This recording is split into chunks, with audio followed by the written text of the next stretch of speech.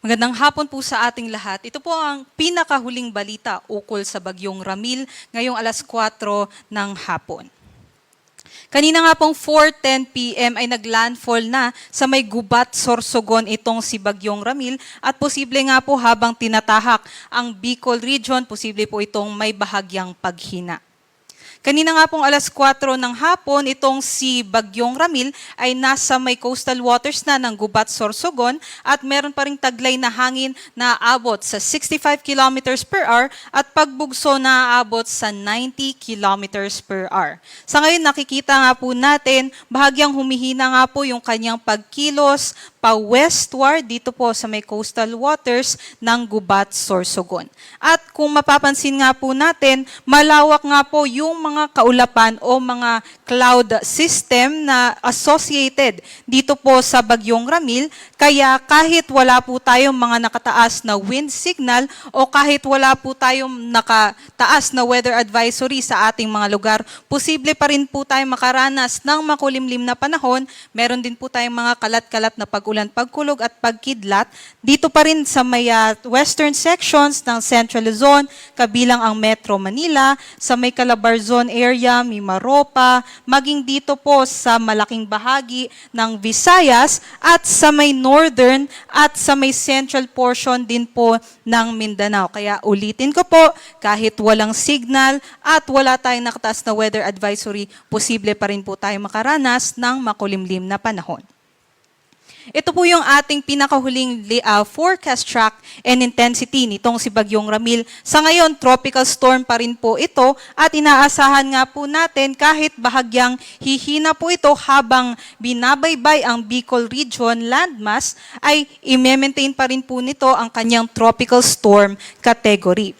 Itong yellow na bilog naman po, ito po yung nakakaranas nor area na may mga malalakas na hangin na mas mataas pa sa 39 kilometers per hour. So ito po yung mga merong mga wind signals at yun nga po, concentrated po yung mga lugar na may wind signal dito po sa may northern periphery nitong bagyo. Ngunit dito naman po sa may southern periphery ng bagyo, kahit walang wind signal, posible pa rin po yung mga malalakas na mga pag-ulan.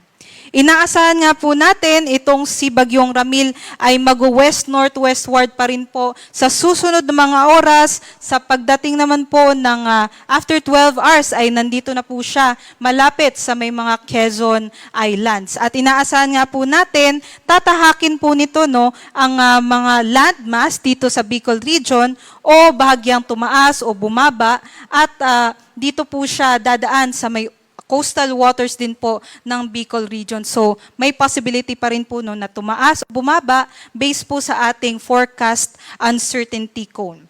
At pagsapit naman po bukas ng umaga, posible nga maglandfall pa rin ito dito sa may Polillo Island o dun po sa mga isla dito malapit sa Quezon. At pagsapit naman bukas ng morning or afternoon, maglalandfall po ulit ito dito po sa may Aurora Province. Ngunit hindi natin inaalis yung tsansa na ito po ay maglandfall either po sa may southern Isabela o sa may northern Quezon area. Kaya para sa ating mga kababayan dyan, maghanda pa rin po tayo kung dahil posible pa rin po na tayo po yung maging direct hit nitong Bagyong Ramil. Magpapatuloy po itong Bagyong Ramil sa kanyang west-northwestward na pagkilos at tatahakin nga po ang mountainous regions dito po sa may northern Luzon area, sa may Cagayan Valley, sa Cordillera Administrative Region, pati na rin dito sa may Ilocos Region. Kaya posible nga po kung tumahak na po ito dito sa may mountainous regions dito po sa Luzon landmass ay mas humina po ito. Pero ulitin ko lamang po, kung nandito po siya sa karagatan, kung dyan po siya dumaan, ay posible naman po na mag-re-intensify ulit itong si Bagyong Ramil. Ngunit sa ngayon, tropical storm category pa rin po yung ating forecast sa kanya. Bukas naman po ng hapon, inaasahan natin na makakalabas na ito ng ating Luzon landmass at pagsapit naman po ng Lunes ng umaga, makakalabas naman na po ito ng ating Philippine Area of Responsibility at patuloy na mag-west-northwestward at dadaos-dos naman po patungo sa may Vietnam. Posible po by Thursday po yan ng hapon. At para naman po sa wind signal natin, wind signal number 2 ay nakataas pa rin dito sa may northern portion ng Aurora. Kabilang na din po ang may Polillo Islands, Camarines Norte, Camarines Sur, sa extreme eastern portion din po ng Albay, maging sa may northeastern portion ng Sorsogon, northeastern portion din po ng Northern Samar. Wind signal number 1 naman po, yung nakataas dito sa may malaking bahagi po no, ng Cagayan Valley, pati dito sa may Cordillera Administrative Region at kabuuan din po dito sa may Ilocos Region. At aside po doon, nakataas din po itong wind signal number 1 sa may northeastern portion naman ng Tarlac, maging dito sa Nueva Vizcaya, Nueva Ecija, northeastern portion ng Pampanga, eastern portion ng Bulacan, maging dito po sa eastern portion o nalalabing bahagi ng Quezon, nalalabing bahagi din po ng Camarines Sur, Albay, pati na rin sa may Burias Island, Ticao Island, nalalabing bahagi ng Sorsogon, nalalabing bahagi ng Northern Samar, maging dito po sa northern portions ng Eastern Samar at ng Samar. So dun po sa may wind signal number 2, malalakas po yung ating hangin, posible nga po hanggang 89 kilometers per hour na mga bugso ng hangin ang kanilang mararanasan. At dito naman sa wind signal number 1, posible hanggang 61 kilometers per hour na mga bugso ng hangin. At kung ngayon wala pa po tayong nararanasan ng mga hangin na malalakas dito po sa may areas ng Northern Luzon, ay asahan po natin ito within 36 hours. At para naman po sa ating rainfall forecast, in the next 24 hours, ulitin ko lamang po kahit walang signal, posible po tayong ulanin. At ngayon nga po, posible na po ang more than 200 millimeters na mga pag-ulan dito sa may Northern Samar at Eastern Samar. Kaya posible yung mga malawakang mga pagbaha dito po sa may red na color na probinsya. Doon naman po sa may mga nasa orange na mga probinsya, ito po yung makakaranas ng 100 to 200 millimeters na mga pag-ulan. So yun po yung aasahan within 24 hours dito po sa Isabela, Kalinga Mountain Province, Ifugao, Benguet, Nueva Vizcaya, Quirino, Aurora, Nueva Ecija, pati na rin po dito sa may Bulacan, or dito rin po sa may Quezon, Camarines Norte, Catanduanes, Camarines Sur, Albay, Sorsogon, maging dito po sa may Samar at sa Biliran. Kaya't para sa ating mga kababayan na hindi pa nakakaranas itong mga malalakas na mga pag-ulan, maghanda na po tayo sa posibleng epekto nitong si Bagyong Ramil. 50 to 100 millimeters naman po ng mga pag-ulan ang aasahan within 24 hours dito sa Cagayan area, Babuyan Islands, Apayao, Abra, Ilocos Sur, dito rin po sa may La Union, Benguet, Nueva Vizcaya, or dito po sa may Pangasinan, Tarlac, Nueva Ecija, Pampanga, Bulacan, maging dito po sa Metro Manila, Rizal, Laguna, Marinduque, Oriental Mindoro, down towards Romblon, Masbate, maging dito sa Leyte, Southern Leyte, Cebu, Negros Occidental, Guimaras, Iloilo, Antique, Capiz, at sa Aklan. Dagdag ko lamang po dun sa ating mga kababayan na nasalanta ng mga lindol ng mga nakarang araw, dito po sa may Bugos City, Cebu, at pati na rin po dun sa mga nasalanta nitong Bagyong Opong sa may Masbate at Romblon, ay mag-ingat po tayo, no? At lumayo na po tayo dun sa mga areas na vulnerable pa po dun sa malakas na mga pag-ulan.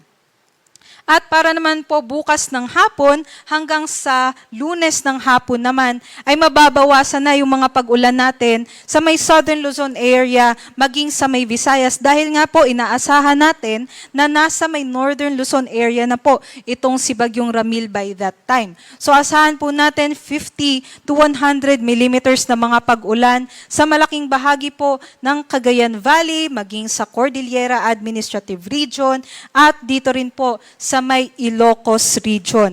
At dagdag ko lang po, pati po dito sa may Zambales, Tarlac at Nueva Ecija at sa Nueva Vizcaya, aasahan pa rin po natin yung 50 to 100 millimeters na mga pag-ulan. At kung nandun naman po kayo sa mga bulubunduking lugar, ay mas prone po tayo dun sa mga landslides. Kaya kung nandun po kayo sa mga, or na-assess na po ninyo na hazard po talaga ang landslide malapit sa inyong mga kabahayan, ay mag-isip na po tayo kung kailangan po tayo mag-evacuate as soon as possible before po mag-hit itong si Bagyong Ramil dito po sa inyong mga areas.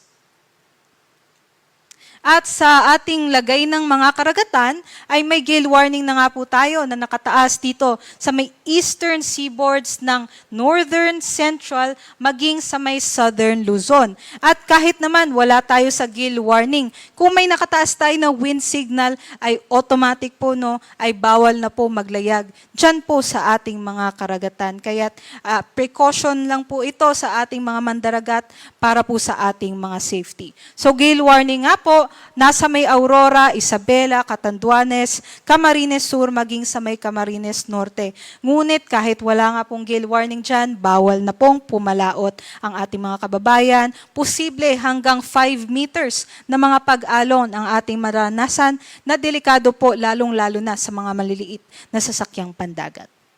At para naman po sa susunod na 36 hours, posible naman po yung mga storm surge or daluyong na aabot from 1 meter to 2 meters po. So tataas na po ito, mas mataas na po ito sa isang gusali or isang palapag na gusali. Kaya mag-ingat yung ating mga kababayan na nasa may coastal communities dito po sa may Northern Samar, maging sa may dito po sa may Bicol region, maging po sa may Isabela, Aurora, Quezon, sa may Polillo Islands, at dito rin po sa kabuuan ng Quezon at Bicol region area. At hindi lamang po yan, posible din po yung mga daluyong naman dito po sa may western seaboards nitong or western coastal communities dito po sa may Ilocos region, maging sa may Zambales, dahil nga po ay papunta na din po dyan yung ating Bagyong Ramil.